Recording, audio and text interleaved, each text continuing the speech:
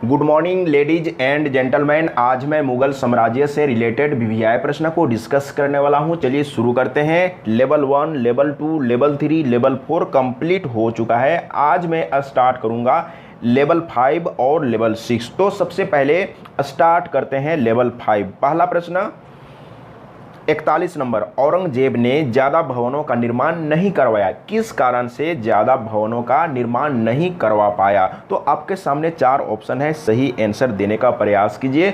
तो सही आंसर है उसे अपने शासनकाल में निरंतर युद्ध करने पड़े, इसीलिए ज़्यादा भवनों का निर्माण नहीं करवा पाया। तो इसका राइट आंसर है ग्रीन हो गया। तो आपको समझना है कि आंसर सही है।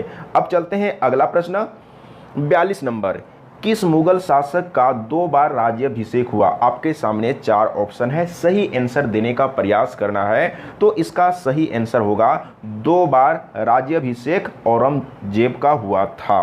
तो राइट आंसर है। अब चलते हैं अगला प्रश्न 43 नंबर, ग्रांड ट्रंक सड़क जोड़ती है, यानी कि जीटी रोड किसको किसको जोड़ती है? तो इसका सही आंसर होगा कोलकाता और अमृतसर। राइट आंसर है। अब चलते हैं अगला प्रश्न 44 नंबर, वर्ष 1526 ईस्वी में लड़ी गई पानीपत की पहली लड़ाई में बाबर से कौन पराजित हुआ था? तो इब्राहिम लोदी इसका राइट आंसर है। डायरेक्ट आंसर देने का प्रयास करना है। अगला प्रश्न 45 नंबर, शेर शाह सूरी का मकबरा कहाँ स्थित है? आपके सामने 4 ऑप्शन है, सही आंसर देने का प्रयास कीजिए। तो इसका सही आंसर है सासाराम। शेर शाह सूरी का मकबरा सासाराम में है। अगला प्रश्न, अकबर का राज्याभिषेक कहाँ हुआ था? आपके सामने 4 ऑप्शन है, सही आंसर का सिलेक्शन कीजिए। तो इसका सही जवाब है कलानौर में। राइट आंसर है, ग्रीन हो रहा है, इसका मतलब राइट है। अब चलते हैं अगला प्रश्न 47 नंबर, गुरु अर्जुन देव समकालीन थे, किनके समकालीन थे? तो जहांगीर के समकालीन थे और गुरु अर्जुन देव 5वें सिख गुरु थे। तो इसका राइट आंसर है जहांगीर के समकालीन थे। अगला प्रश्न 48 नंबर, किस राजपूत वंश ने अकबर के सामने समर्पण नहीं किया? आपके सामने 4 ऑप्शन है, सही आंसर का सिलेक्शन कीजिए। तो इसका सही जवाब है सिसोदिया वंश। राइट आंसर है। अगला प्रश्न 49 नंबर, किस मुगल शासक को आलमगीर कहा जाता है? तो आपके सामने 4 ऑप्शन है, तो इसका सही जवाब होगा आलमगीर औरंगजेब को कहा जाता है। राइट आंसर है। अब चलते हैं अगला प्रश्न 50 नंबर, सम्राट अकबर द्वारा किसको जरी कलम की उपाधि से अलंकृत किया गया था? तो आपके सामने 4 ऑप्शन है, तो इसका सही आंसर हो जाएगा मोहम्मद हुसैन। और ये चित्रकारी के लिए दिया गया था उपाधि, मोहम्मद हुसैन को जरी कलम की उपाधि।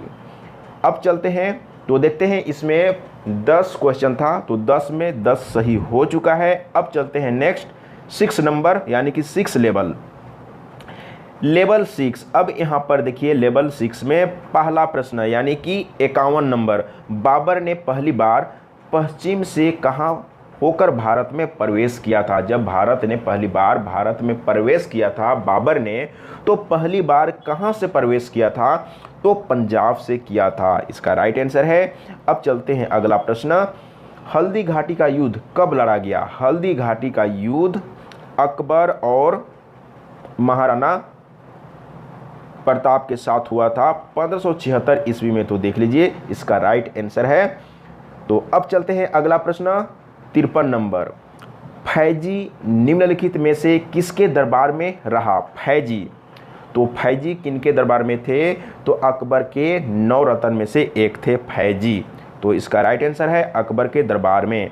अगला प्रश्न 54 नंबर, किसके समय में मलिक मोहम्मद जैसी ने पद्मावत की रचना की? इसी तरह का प्रश्न पूछा जाता है। जितना भी प्रश्न आज मैंने आप लोगों के साथ डिस्कस किया, इसी तरह का प्रश्न एग्जाम में आता है। और ये सभी प्रश्नों को आप कैसे अच्छा कर पाएंगे, कैसे आप सही कर पाएंगे, तो एक बार आपको सब्जेक्टिव पढ़ना होगा। कम से कम आप लुसेंट का जो किताब है ना, उसको आप पढ़िए, तो आप सही सही आंसर दे पाएंगे। तो इसका सही आंसर क्या हो जाएगा? शेर शाह। किसके समय में मलिक मोहम्मद जैसी पद्मावत की रचना की? तो शेर शाह के समय में। अगला प्रश्न 55 नंबर है, किसने चौसा की लड़ाई 1539 में हुमायूं को पराजित किया। यानी कि 1539 का जो लड़ाई हुआ था किसके किसके बीच में हुआ था?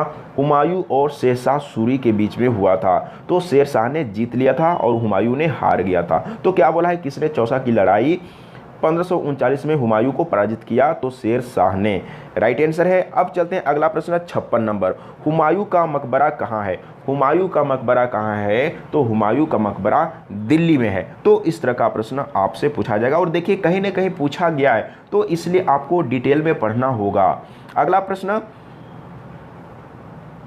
57 नंबर। किस मुगल शासक ने 2 बार शासन किया? अब यहाँ पर समझना है 2 बार वाला मैटर।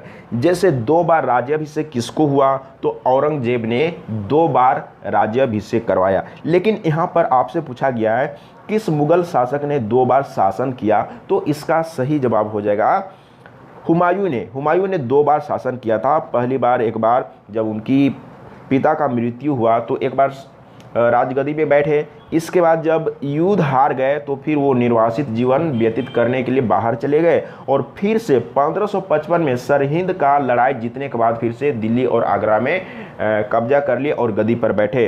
तो इस तरीके से हुमायूं ने 2 बार शासन किया है।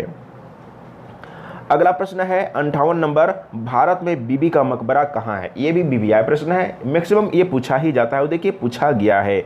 तो बीबी का मकबरा कहाँ है? औरंगाबाद में। और औरंगाबाद 2 जगह है, एक बिहार में भी है और एक महाराष्ट्र में है। तो महाराष्ट्र वाला औरंगाबाद राइट आंसर है। अब चलते हैं अगला प्रश्न 59 नंबर। फतेहपुर सीकरी स्थित लाल पत्थर से निर्मित शेख सलीम चिश्ती के मकबरे को किसने संगमरमर करवाया? तो इसका राइट आंसर है जहांगीर। जहांगीर राइट आंसर है। अब चलते हैं अगला प्रश्न। शेख सलीम चिश्ती एक सूफी संत थे। उन्होंने अकबर और उसके बेटे जहांगीर दोनों को आशीर्वाद दिया था, इसीलिए ने जहांगीर ने बनवाया था। अगला प्रश्न किस मुगल शासक को पहले आगरा में दफनाया गया, बाद में उसकी एक अफगान विधवा शव को काबुल ले गई और वहीं एक बाग में दफनाया गया? अब यहाँ पर समझिए 2 बार वाला मैटर फिर से मैं रिपीट कर रहा हूँ। 2 बार किसने राज्याभिषेक करवाया? तो औरंगजेब ने। और 2 बार शासन किसने किया? तो हुमायूं ने। और 2 बार किसको दफनाया गया? तो बाबर को। देख लीजिए राइट आंसर है। तो इसका राइट आंसर मिल गया है। इसमें भी लेवल 6 में 10 क्वेश्चन था। तो देखते हैं कि 10 में, तो ये तो क्लियर है कि 10 में 10 सही हुआ है क्योंकि ग्रीन हो रहा था ना, तो ग्रीन हो रहा था इसका मतलब सही हो रहा था। तो आज मैंने 20 प्रश्न को डिस्कस किया। इसी तरीके से आप डेली अगर 20 प्रश्न को सही करेंगे ना तो एक दिन आप बहुत अच्छा कर लेंगे। इसलिए मैं कहना चाहूँगा कि वीडियो को पूरा देखिए और कंटिन्यू देखिए और इसी तरीके से मैं लाता रहूँगा। अगर आप कमेंट में करेंगे कि इस तरह का वीडियो लाने से अगर आपको फ़ायदा होने वाला है तो मैं इसी तरह का वीडियो कंटिन्यू लाता रहूँगा। तो आज के लिए इतना ही। जय हिंद, वंदे मातरम।